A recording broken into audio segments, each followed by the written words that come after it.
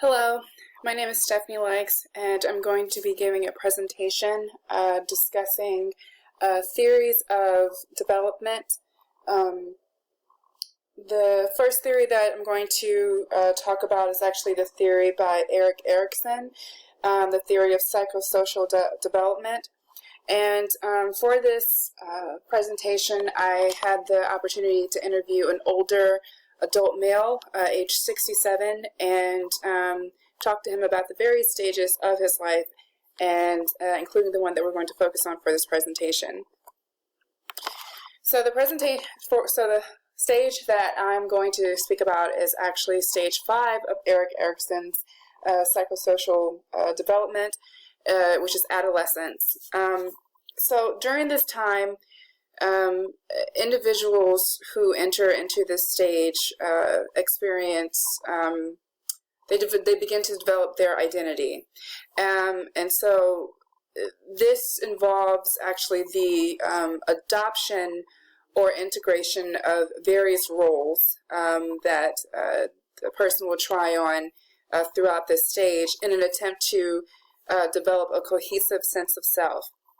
So the ability to integrate a cohesive identity can actually result in something called identity or role confusion, and basically the person has a confusion with regards to who they are and what their identity is. So the gentleman who I had the chance to interview was an older black male, age 67. He was born and raised in the South and has lived a very long and interesting life. So a couple of the stages that actually occurred during this time period, and for this, just as a caveat, for this presentation, I'm actually going to look at the years between 12 to probably say early 20s, like 21, 22. And, you know, Erikson actually didn't quite have an actual time span for several of these stages, but this is the time period that we're going to look at. So, according to this gentleman who I'll call Jay, Jay at this time, probably around the ages of, I would say 14 or 15, began to take on more responsibility in his family. And one of those responsibilities actually, he actually took on responsibility for the community as well, including his high school. One of those responsibilities actually involved driving the school bus for his neighborhood where he lived. It was quite a very rural area, and there weren't, first of all, there wasn't very many options for transportation to and from their school. And also, he was one of the very few young gentlemen in this neighborhood who actually was able to acquire a license. So, you know, he basically had this gig until probably the end of his graduation. Just a little bit of background information about the school that he attended. He lived in a very, I guess what you call it, segregated community, but it was a very vibrant community. The high school that he attended actually was all black. His community was all black, so even though racism was rampant around this time in this particular state, he actually didn't have to encounter too much of it. So he can recall, though, the first time, or not necessarily the first time, but a very vivid memory that he recalled was actually at the age of 16 when he got on a city bus and saw the colors only sign. And one of the things he mentioned to me was that, you know, it was really interesting that, or not interesting, but, you know, I guess disheartening that in the very back of the bus was completely packed to the max with black individuals and only a few people, few white people sitting in the front of the bus. And this was something he experienced over and over again. In order to get a new lease on life, I guess, he decided to move to Long Island, New York, to look for work and a chance to make more money. He did this at the age of 19, but he only had the opportunity to stay in Long Island for a total of 4 months, because soon after he arrived there, he was drafted for the Vietnam War. And of course, at that time, signing up for the draft was mandatory, and it had to be done upon turning the age of 18. So, he actually had several years after receiving the draft letter before he had to actually deploy and go overseas. So, as I said earlier, he actually had a quite developed sense of self prior to even going into Vietnam. And as he said, despite growing up in South Carolina, he had a very insular upbringing. And so while some people had to encounter blatant racism daily, he actually didn't have to deal with a lot of that. According to Jay, he said he never felt inferior or less than by others through the efforts of his mother, who told him that I work hard so that you can get an education. And so therefore he never had to experience, as what he called farming or sharecropping or anything like that, where he had to actually go and work on the land of another white person.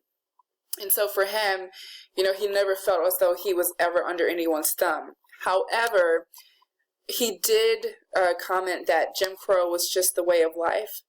And, he never actually thought to question it. This all changed when he actually went over to Vietnam for a couple of reasons. This was the first experience he actually had ever had with experience in integration, where whites and blacks and Hispanics and people of all different races actually came together in one area. But I think the most mind-blowing moment that happened for him was it was the first time he had encountered a black drill sergeant who actually was giving orders, as people do in the Army, and he looked around and saw that the white men who were also in his unit were obeying. And for him, he never actually fathomed a black man actually being in a position of power where other non-blacks actually listened. And so it was very eye-opening for him, because he realized that there actually was there was more opportunity for living a more equal life. This, in turn, actually caused a bit of role confusion for him, but in a good way. So role confusion, according to Erickson, is when an individual experiences difficulties with fully integrating their own identity. The conflict usually arises between a couple of the two internal forces, the psychology or a way of thinking, and society or external social influences.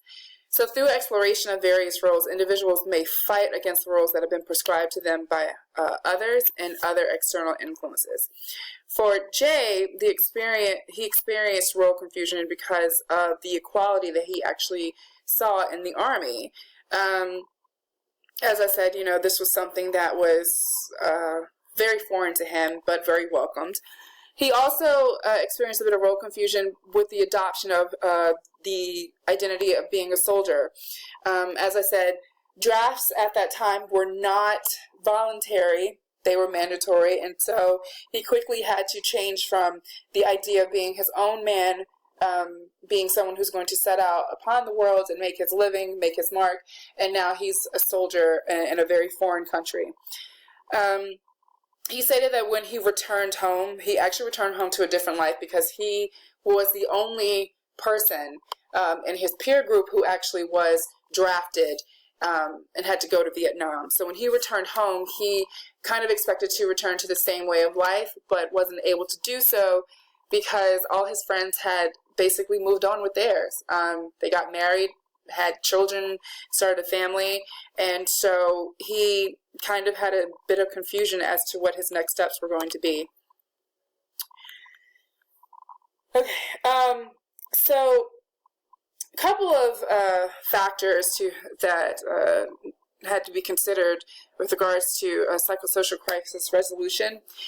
Identity and development in African American youth actually does not follow the letter to the law of Erikson's psychosocial development. Identity development is potentially challenging for African American youth because of racism and having to deal with the external stressors that racism causes. Additionally, African American development is not linear, as Erikson has proposed.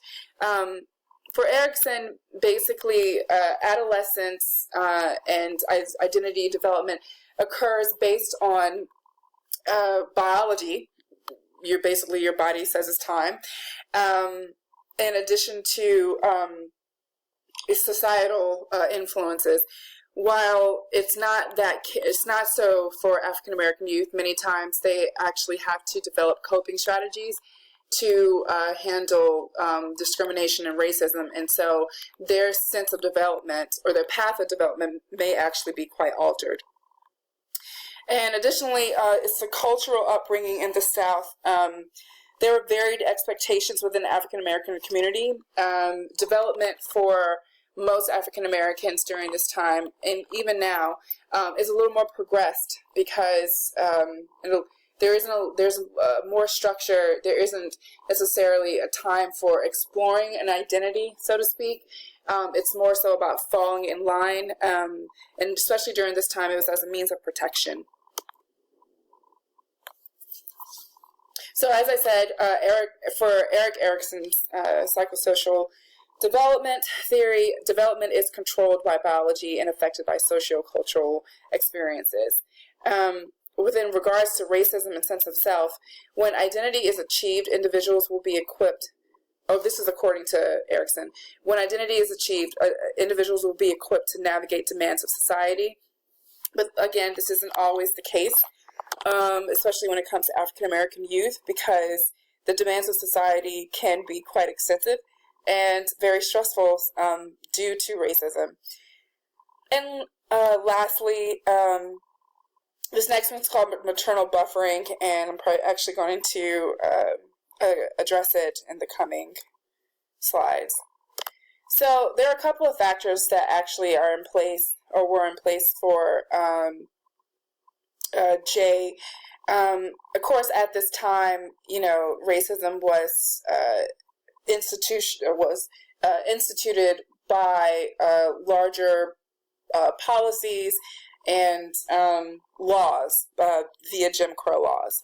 Additionally, within his family, as I stated, he actually had something that I like to call maternal buffering, because his mother was very adamant about him getting his education and not having to work for other people or other white people.